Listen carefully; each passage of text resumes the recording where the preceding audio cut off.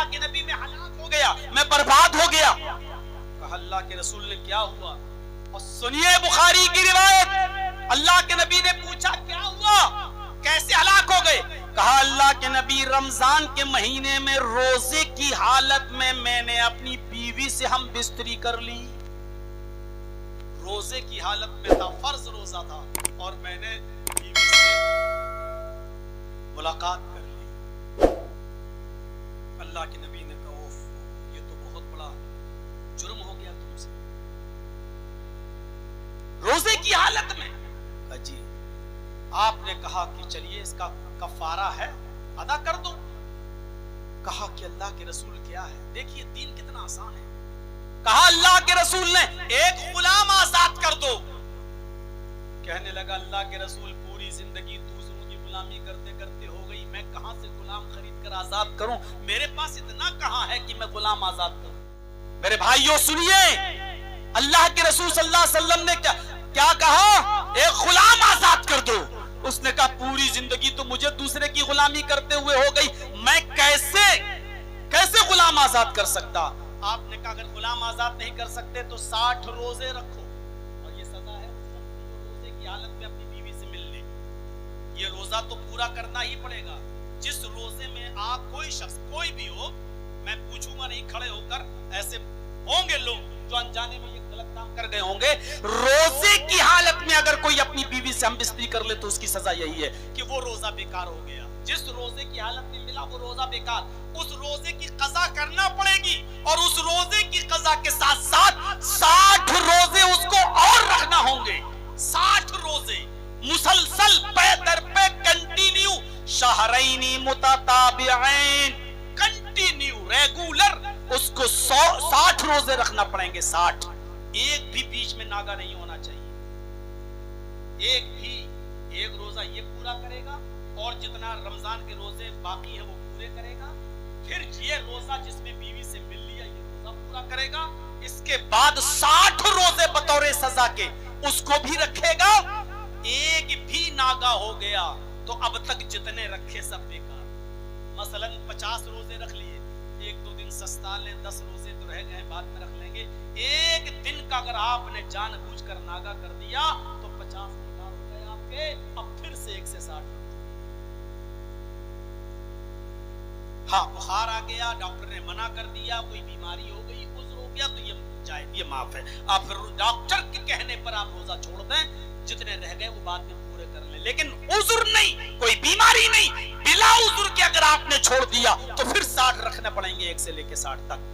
उसने कहा अल्लाह के रसूल कितने रोजे? आपने कहा 60। मेरे अंदर ताकत नहीं है, मैं कमजोर आदमी, दुबला पतला आदमी, और अल्लाह के रसूल एक रोजा तो रख नहीं पाया। देखिए बीवी से मिल बैठा, 60 पे कैसे कंट्रोल कर पाऊंगा मैं? नहीं अल्लाह के रसूल, मुझे नहीं 60 रोजे भी नहीं रख पाऊंगा। तो आपने कहा कि फिर एक ऑप्शन और है, बस आखिरी लास्ट का क्या? का 60 मिस्कीनों को खाना खिलाओ। उसने कहा अल्लाह के रसूल 60 मिस्कीनों को, फकीरों को खाना खिलाऊं, मोहताजों को, भूखों को? आपने कहा हाँ। कहा अल्लाह के नबी आपको मेरे घर का हाल मालूम नहीं है, मेरी गरीबी का हाल मालूम नहीं है। मैं सुबह उठता हूं तो खाली पेट कुछ नहीं होता है घर में, और कभी सुबह मिल जाए तो रात में भूखा सोना पड़ता है, रात में मिल जाए तो सुबह भूखा उठना पड़ता है, और शाम तक कुछ नहीं मिलता। एक वक्त का मिलता है बड़ी मुश्किल से। अल्लाह के नबी ने कहा यही 3 ऑप्शन थे और तो कोई है नहीं। अच्छा ठीक है, तुम्हारे लिए मैं इंतजाम करवाता हूँ।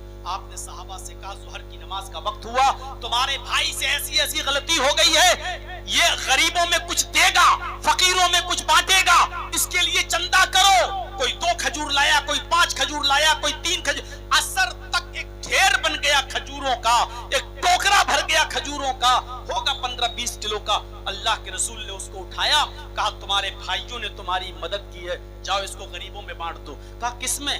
कहा जाओ अपने गांव में जाओ, और अपने खानदान में जाओ, अपने कबीले में जाओ, और जो सबसे ज्यादा गरीब लोग हैं उनमें जाकर ये खजूर बांट दो, तुम्हारा कफारा अदा हो जाएगा, तुम्हारी पनिशमेंट पूरी हो जाएगी, सजा पूरी हो जाएगी, जाओ जाओ, यही तुम्हारा कफारा है। उसने कहा अल्लाह के रसूल मैं अल्लाह की कसम खाकर कहता हूं कि मेरे पूरे गांव में मुझसे ज्यादा गरीब कोई है ही नहीं। اللہ کے نبی آپ کہہ رہے ہیں غریبوں میں بانٹ دو، میرے پورے گاؤں میں مجھ سے زیادہ غریب کسی کا گھر نہیں ہے۔ یہ سن کر اللہ کے نبی کے چہرے پہ مسکراہٹ آ گئی۔ آپ نے کہا اچھا تو جاؤ پھر تم ہی کھا لو اور اپنے بیوی بچوں کو کھلا دو، تمہارا کفارہ ادا ہو جائے گا۔ یہ ہے دین کی آسانی، الدین یسر، یہ ہے دین۔ ہم نے اتنا بوجھل بنا دیا ہے کہ لوگ اب بھاگنے لگے گے۔ یک بیک ہم نے لوگوں کے اوپر بوجھ ڈال دیا، یہ بھی چھوڑو، یہ بھی چھوڑو، یہ بھی چھوڑو، یہ بھی چھوڑو، یہ بھی چھوڑو۔ تقریر میں آدمی اکتا جاتا ہے کہ کیا کریں یار، اتنی ساری چیزیں چھوڑنا، پھر کریں گے کیا؟ کیا اللہ کے رسول صلی اللہ علیہ وسلم نے کہا کہ اچھا 4 گناہ 1 گناہ چھوڑ سکتے ہو؟ کہا آپ نے یہ نہیں کہا کہ چاروں چھوڑ دو، آپ نے کہا ایک ہی چھوڑ دو۔ اس نے کہا آپ بتائیے، کہا میرے کہنے پہ چھوڑو گے؟ ہاں تو جھوٹ چھوڑ دو۔ یہ تھی دعوت، یہ تھی تبلیغ۔ آپ اندازہ لگا سکتے ہیں کیا حکمت تھی محمد رسول اللہ صلی اللہ علیہ وسلم کی؟ ہے ہمارے معاشرے میں، ہے ہمارے سماج میں اتنا بوجھ ڈال دیا جاتا ہے عوام کے اوپر اور لوگوں کے اوپر کہ وہ بیچارہ سمجھتا ہے کہ اب تو اسلام پہ عمل کرنا ہی محال ہو گیا ہے، کیسے اتنی چیزوں پہ ہم عمل کر پائیں گے؟ حقیقت یہ ہے کہ اتنا محال کر دیا گیا ہے کہ آج ہم اسلام کو بوجھ سمجھ رہے ہیں اپنے اوپر، جبکہ اسلام سے زیادہ آسان کوئی مذہب ہے ہی نہیں۔ الدین یسر، دین میں آسانی ہے، اتنی آسانی ہے دین کی۔ اور ایک اور واقعہ سنیے سنن دارمی کا اور سنن بیہقی کا، زبردست واقعہ ہے وہ بھی۔ ایک اور نوجوان آیا اور آ کر کہنے لگا اللہ کے رسول صلی اللہ علیہ وسلم مجھے اجازت دیجیے ایک لڑکی کے ساتھ میرے تعلقات ہیں، میں اس سے زنا کروں گا۔ آپ بھی مولانا لوگوں کی اتنی عزت اور احترام کرتے ہیں کہ بیڑی اور سگریٹ پیتے ہوئے آ رہے ہیں، مولانا جرجیز کو دیکھا، مولانا صاحب اپنے باپ کو دیکھا، بڑے بھائی کو دیکھا، پھینک دیا۔ اتنا ادب اور احترام آپ اپنے بزرگوں کا، بڑوں کا کرتے ہیں، اپنے علماء کا کرتے ہیں۔ اس نوجوان سے پوچھو کیسا دیہاتی رہا ہوگا، کیسا اجھل رہا ہوگا، کس ماحول میں پلا ہوگا۔ وہ اللہ کے رسول سے کہہ رہا ہے اے اللہ کے رسول مجھے زنا کی اجازت دیجئے، ایک دوستی ہے میں اس کے ساتھ زنا کروں۔ اتنا گندا کام کی پرمیشن مانگ رہا ہے،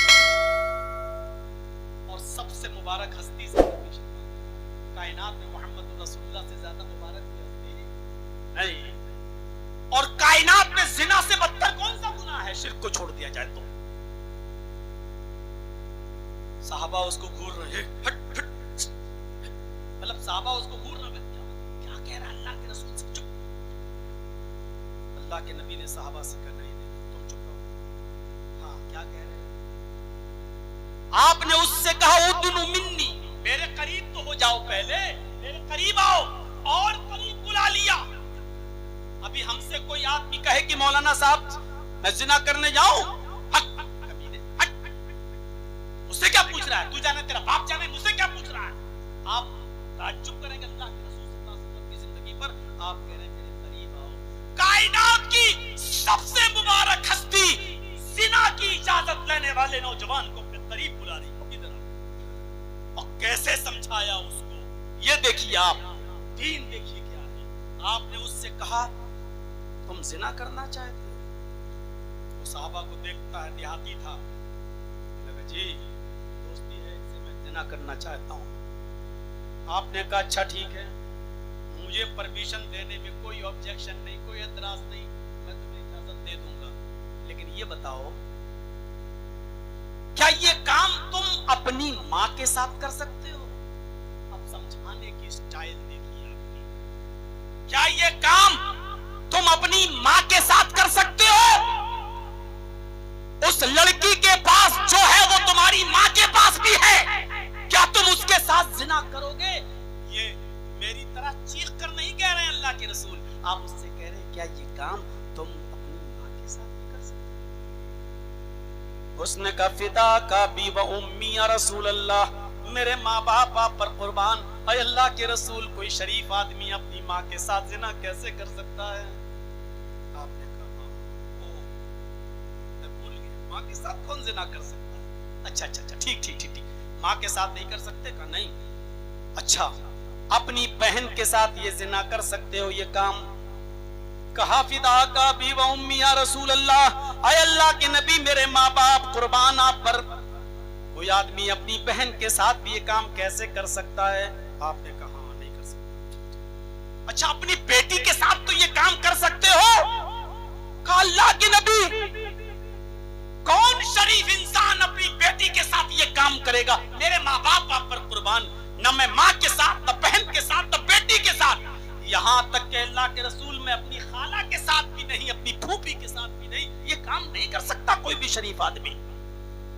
आपने कहा नौजवान, जब तू अपनी बहन के साथ और बेटी के साथ ये काम करना गवारा नहीं कर रहा है, तो जिस लड़की के साथ तू ये जिना करने की इजाजत मांग रहा है वो भी किसी की बहन होगी, किसी की बेटी होगी, किसी की माँ होगी, किसी की फूफी होगी, किसी की चची होगी, किसी की खाला होगी, कोई न कोई रिश्ता तो होगा। कहा कि फिर वो आदमी कैसे ये बर्दाश्त करेगा कि मेरी बहन के साथ कोई आदमी जिना करे, मेरी बेटी मेरी माँ के साथ कोई जिना करे? जब तुम अपनी बहन बेटी के साथ ये काम पसंद नहीं करते हो तो दूसरा अपनी माँ बहन बेटी के साथ कैसे पसंद करेगा? उसने कहा अल्लाह के नबी, आपने जिस अंदाज से समझाया मेरी समझ में आ गया, मेरे सर पर हाथ फेर दीजिए और मेरे लिए दुआ दे दीजिए। अल्लाह के नबी ने अपना हाथ उसके सर पर फेरा। आए अल्लाह, इस नौजवान की नजरों की हिफाजत फरमा। उस नौजवान का कहना है कि अल्लाह के नबी सल्लल्लाहु अलैहि वसल्लम ने फरमाया कि आए अल्लाह, इसको इस हरामकारी से, इस जिनाकारी से बचा ले। नबी की दुआ का असर ये हुआ कि अल्लाह के रसूल ने तो सिर्फ ये दुआ की थी कि इस हरामकारी और जिनाकारी से बचा ले, लेकिन नबी की दुआ का असर ये हुआ कि मेरा तो उस दिन के बाद कोई भी हमारी ये नजर, हमारी ये निगाह किसी हराम चीज, हराम जगह पर भी नहीं उठी और हराम चीज की तरफ भी नहीं उठी। आपने तो दुआ दी, अल्लाह इस नौजवान की नजरों की हिफाजत फरमा। अल्लाह ने ऐसी हिफाजत फरमाई कि उस दिन के बाद से किसी हराम चीज पर मेरी नजर नहीं उठी। हम इतने अल्लाह वाले बन गए। मेरे भाइयों, इन वाकयात की रोशनी में मैं बताना सिर्फ आपको ये चाहता हूं कि अल्लाह के रसूल ने उस आदमी से नफरत नहीं की, उसको भगाया नहीं। कमीने तो जिना की इजाजत लेने आ रहा है मेरे पास, आपने उसको अपने करीब बुलाकर, आपने उसको बड़े प्यार से, हिकमत के साथ और दानाई से जब समझाया तो वो आदमी गुनाह छोड़ दिया। आप किसी को, शराबी को शराबी कहकर शराब नहीं छुड़वा सकते हैं, चोर को चोर कहकर आप उसकी चोरी नहीं छुड़वा सकते हैं, जानी को जानी कहकर आप उसको जिनाकारी नहीं छुड़वा सकते हैं। आपको उसको बड़े प्यार से समझाने की जरूरत होगी, उसको अपने हिकमत के साथ, होशियारी के साथ, दानाई के साथ उसको आपको लाना होगा। इसीलिए अल्लाह ने फरमाया उदउ इला सबील रब्बिका बिल हिकमा, बहुत हिकमत से और होशियारी के साथ, दानाई के साथ लोगों को अल्लाह की तरफ बुलाओ, अल्लाह की तरफ बुलाओ। अब आप ये कहोगे, ऐ शराबियों, लानत हो तुम्हारे ऊपर, इस तरीके की अगर तकरीर होगी तो मेरे भाइयों, कौन आदमी आपकी तकरीर से मुतासिर होगा? आप शराब के नुकसान बताइए और शराब की हुर्मत बताइए, एक एक करके इन चीजों को छुड़वाइए। इंशाअल्लाह ये कौम मानने के लिए तैयार है। रहने दो, अभी रहने दो। हम आज ये हमारे बंगाली भाई हैं, मेरे हाथ में देंगे इंशाअल्लाह। आप बैठिए, अब ये काम मेरा है, आप डिस्टर्ब मत करिए। भाई जाइएगा नहीं, जो भी देना मेरे हाथ में जरूर दे के जाइएगा। यूपी के हालात को सामने रखते हुए आप खुश नसीब हैं जो आपके यहाँ मदरसे चल रहे हैं। हमारे यहाँ आकर 2 महीने रह के देख लीजिए, मदरसों पे बुलडोजर चल रहे हैं। आज ये हालात हैं हमारे यहाँ के। आप नहीं जानते हो कि मौलाना जर्जी साहब भी जिस मस्जिद के सेक्रेटरी हैं, उस मस्जिद में इशा की नमाज के बाद माइक खोलकर हम तकरीर नहीं कर सकते हैं, उस मस्जिद के सेक्रेटरी होकर भी। जर्जी साहब को भी बोलना है तो पहले परमिशन लेना होगी, और परमिशन भी मिलेगी तो इस शर्त में मिलेगी कि माइक मस्जिद के अंदर तक रहेगा और 10 बजे से ज्यादा आप माइक नहीं बजा सकते।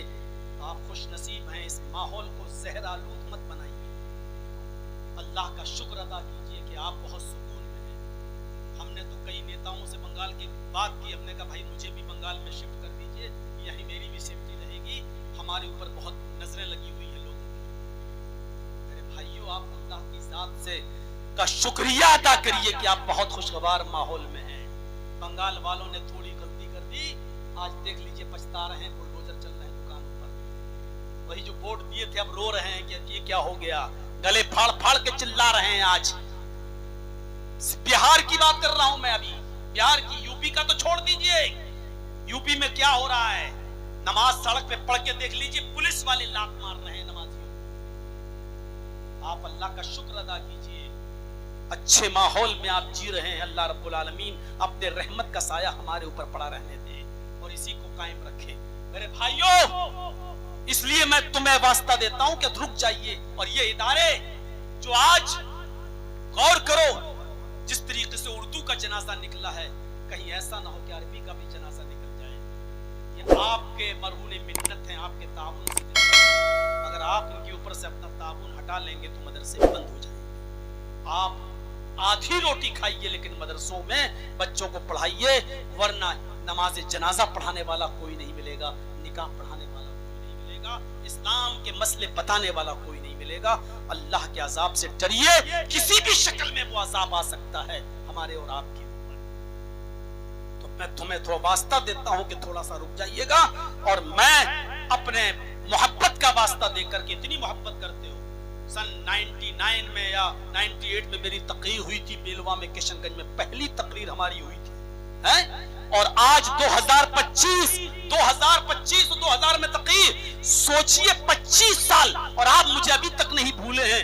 लोग 2 साल 4 साल के बाद भुला दिए जाते हैं, लेकिन आप मुझे ये 4 साल से रफीक साहब हमें फोन कर रहे हैं कि आप हमारे यहाँ प्रोग्राम दे दीजिए। 4 साल के बाद हम अपनी डायरी में एक जगह बना पाए जो इनको प्रोग्राम दिया, और आज हम आपके पास आए हैं। मेरे भाइयों, इतनी मोहब्बत जब आप मुझसे करते हैं तो आज मुझे देखना है कि मैं इसी मोहब्बत का हवाला देते हुए आज मेरे हाथ पर आप इस मदरसे के लिए क्या देते हैं।